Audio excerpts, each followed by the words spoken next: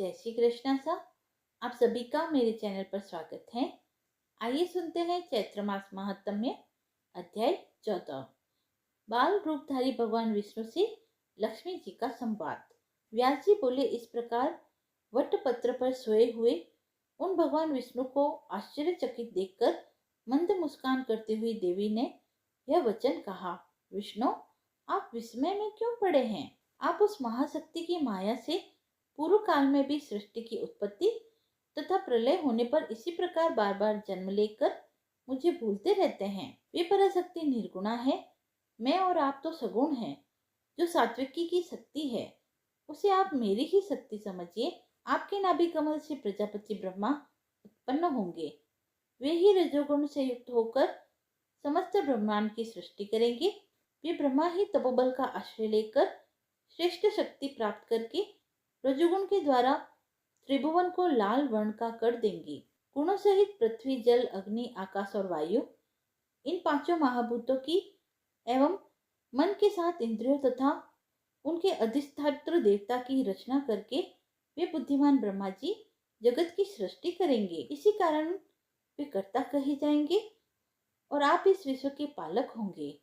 उनके क्रोध करने पर उनकी भुवों के मध्य भाग से रुद्र उत्पन्न होंगे। हे महामते, वे ही रुद्र घोर तप करके तामसी शक्ति प्राप्त कर कल्पांत के समय सृष्टि के संहार करता होंगे। इसी कारण मैं आपके पास आई हूँ। आप मुझे वही सात्विक की शक्ति समझिए। हे मधुसूदन, मैं यहीं रहूंगी। मैं तो सर्वदा आपके ही पास रहती हूँ। आपके हृदय में मेरा निरंतर निवास रहता है। विष्णु बोले, हे देवी, कुछ समय पूर्व मैंने स्पष्ट अक्षरों वाला जो आधा श्लोक सुना, वह परम कल्याणप्रद तथा रहस्यमय वाक्य किसने कहा था? हे वरारोहे, यह मुझे शीघ्र बतलाइए। हे सुमुखी, इस विषय में मुझे शंका है। जिस प्रकार निर्धन पुरुष धन की चिंता करता रहता है, उसी प्रकार मैं उसका बार बार स्मरण किया करता हूँ। व्यास जी बोले, विष्णु का वचन सुनकर मुस्कान युक्त मुखमंडल वाली महालक्ष्मी मधुर हास्य के साथ अत्यंत प्रेम से बोली। महालक्ष्मी बोली, हे शौर्य, मेरी बात सुनिए। मैं सगुण रूपा चतुर्भुजा भगवती हूँ। आप मुझे जानते हो या न जानते हो, किंतु मैं सब गुणों का आलय होती हुई निर्गुणा भी हूँ। हे महाभाग, आप यह जान ले कि वह अर्ध श्लोक उसी पराशक्ति ने कहा था। आप उसे सब वेदों का तत्व स्वरूप, कल्याणकारी और पुण्यप्रद श्रीमद देवी भागवत समझिए। हे शत्रुमर्दन, हे सुव्रत, मैं भगवती की परम कृपा मानती हूँ, जिसने ऐसा गुप्त एवं परम रहस्यमय मंत्र आपके कल्याण के लिए कहा है। आप इसे सर्वदा चित्त में रखिए और कभी भी इसे विस्मृत मत कीजिए। यह सब शास्त्रों का सार है तथा महाविद्या के द्वारा प्रकाशित किया गया है। इससे बढ़कर त्रिभुवन में कुछ भी ज्ञातव्य नहीं है।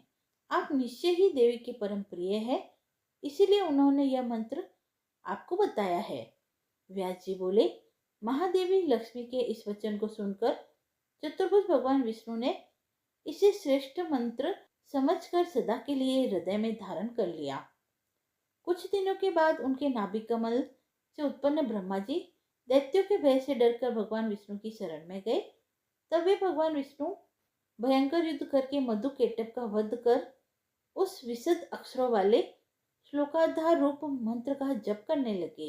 भगवान वासुदेव को जप करते हुए देखकर प्रजापति ब्रह्मा ने प्रेम पूर्वक कमलापति से पूछा, हे देवेश, हे पुंडरीकाक्ष, आप किसका जप कर रहे हैं? आपसे भी बढ़कर दूसरा कौन है जिसका जान करके आप इतने प्रसन्न हो रहे हैं?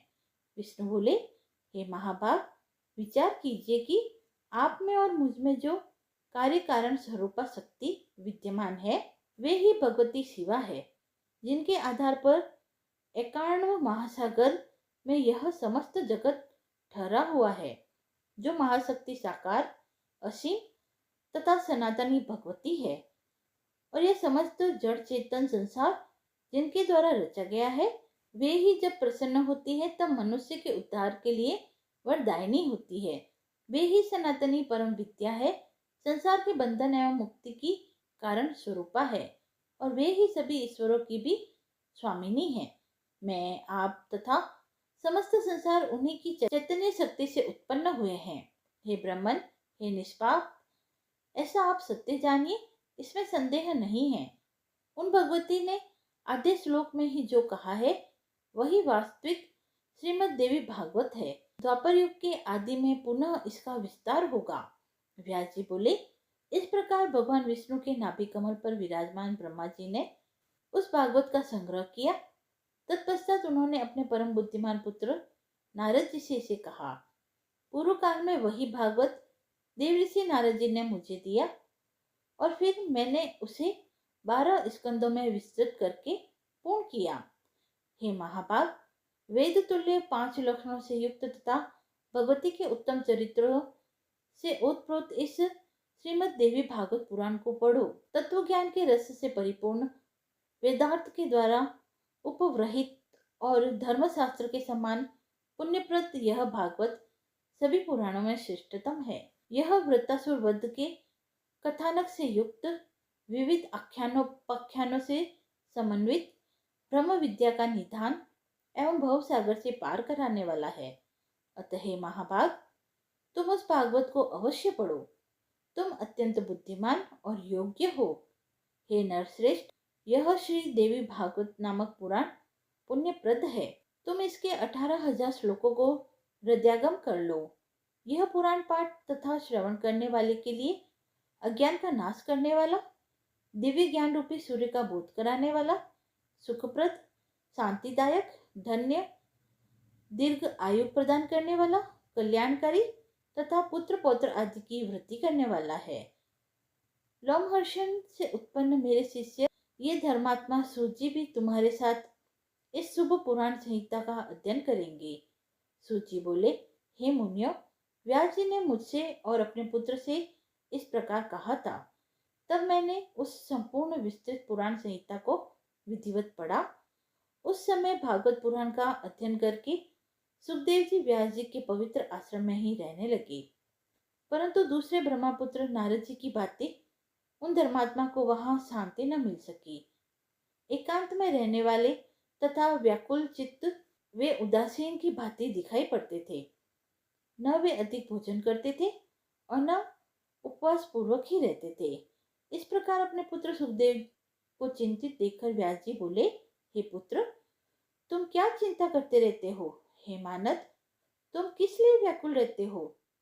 ऋणग्रस्त निर्धन व्यक्ति की भांति तुम सदा चिंता करते रहते हो। हे पुत्र, मुझ पिता के रहते तुम्हें किस बात की चिंता है? तुम मन की ग्लानि छोड़ो, यथेष्ट रूप से सुख भोग करो, शास्त्रोक्त ज्ञान का चिंतन करो और आत्मचिंतन में मन लगाओ। हे सुव्रत, यदि मेरे उपदेश से तुम्हें शांति नहीं मिलती तो राजा जनक के द्वारा पालित मिथिलापुरी में जाओ। हे महाभाग, वे विदेह राजा जनक तुम्हारे मोह का नाश कर देंगे, क्योंकि वे सत्य सिंधु तथा धर्मात्मा है। हे पुत्र, उन राजा के पास जाकर तुम अपना संदेह दूर करो और वर्णाश्रम धर्म के रहस्य को उनसे यथार्थ रूप से पूछो। हे राजसी जीवन मुक्त ब्रह्म ज्ञान का चिंतन करने वाले, पवित्र, यथार्थ वक्ता, शांत चित्त तथा सदा योग प्रिय भी हैं। सूजी बोले, परम तेजस्वी उन व्यास जी का वचन सुनकर अरणि से उत्पन्न सुखदेव जी ने उत्तर दिया, हे धर्मात्मन, आपके द्वारा यह जो कहा जा रहा है उससे मेरे चित्त में शंका उठती है कि कहीं यह दंभ तो नहीं। जीवन मुक्त तथा विदेह होते हुए भी राजा जनक हर्ष के साथ कैसे राज्य करते हैं? हे पिताजी, यह बात तो वैसे ही असंभव है जैसे किसी वंध्या को पुत्र हो।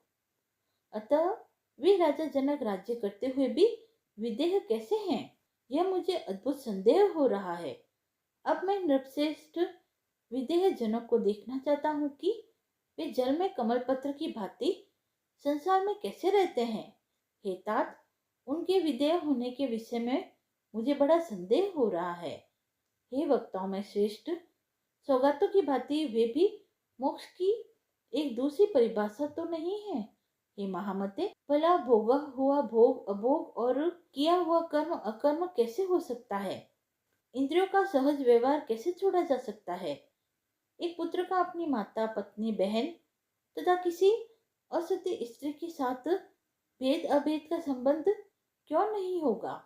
और ऐसा होने पर जीवन मुक्तता कैसी? यदि जीभ कटु, शार, तीक्ष्ण, कषाय, मधुर आदि स्वादों को जानती है तो वे अच्छे अच्छे पदार्थों का रसास्वादन करते ही होंगे। यदि शीत उष्ण सुख दुख का परिज्ञान उन्हें होता होगा तो भला यह मुक्तता कैसी? हे तात, मुझे यह अद्भुत संदेह हो रहा है।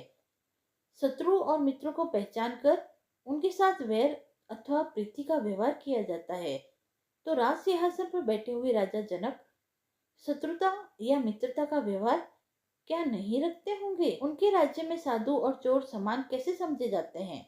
यदि उनके प्रति समान बुद्धि नहीं है तब भला वह जीवन मुक्तता कैसी? ऐसा जीवन मुक्त कोई राजा मेरे द्वारा पहले देखा नहीं गया। हे तात, यह बहुत बड़ी शंका है कि वे राजा जनक घर में रहकर भी मुक्त कैसे हैं? उन राजा के विषय में सुनकर उन्हें देखने की बड़ी लालसा उत्पन्न हो रही है। अतः संदेह निवृत्ति के लिए मैं मिथिलापुरी जा रहा हूँ। 14वां अध्याय समाप्त हुआ। यदि आपको यह पसंद आया हो तो आप मेरे चैनल को लाइक शेयर एंड सब्सक्राइब करें। धन्यवाद।